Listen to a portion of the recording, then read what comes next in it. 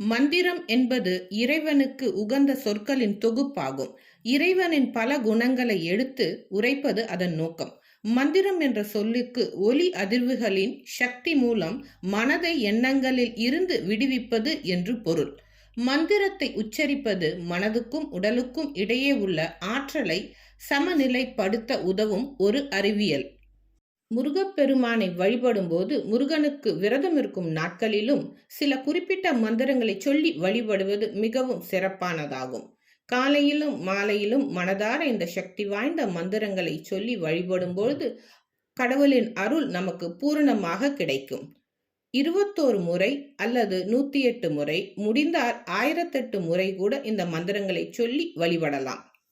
முருகனின் மந்திரங்கள் மற்றும் பலன்கள். ஓம் சரவணபவ, பாதுகாப்பும் முருகன் அருளும் கிடைக்கும். ஓம் சண்முகாய நமக, ஆன்மீக வளர்ச்சியும் ஞானமும் கிடைக்கும். ஓம் முருகனே நமக, அனைத்து நலன்களும் செல்வ வளமும் கிடைக்கும். வேலவா வேலவா, வெற்றி கிடைக்கும். ஓம் குமாராய நமக, ஆரோக்கியம் மகிழ்ச்சி கிடைக்கும். ஓம் கந்தாய நமக, வலிமையும் உற்சாகமும் கிடைக்கும். ஓம் சுப்பிரமணியாய நமக, தடைகள் விலகும். ஓம் வேலாயுதாய நமக, வேகமும் வளர்ச்சியும் ஏற்படும். ஓம் சுவாமிநாதாய நமக, முருகனின் கருணையும் ஆசையும் கிடைக்கும். ஓம் சரவணபவ ஸ்ரீ முருகனே நமக, அளவில்லாத பாதுகாப்பும் அருளும் கிடைக்கும்.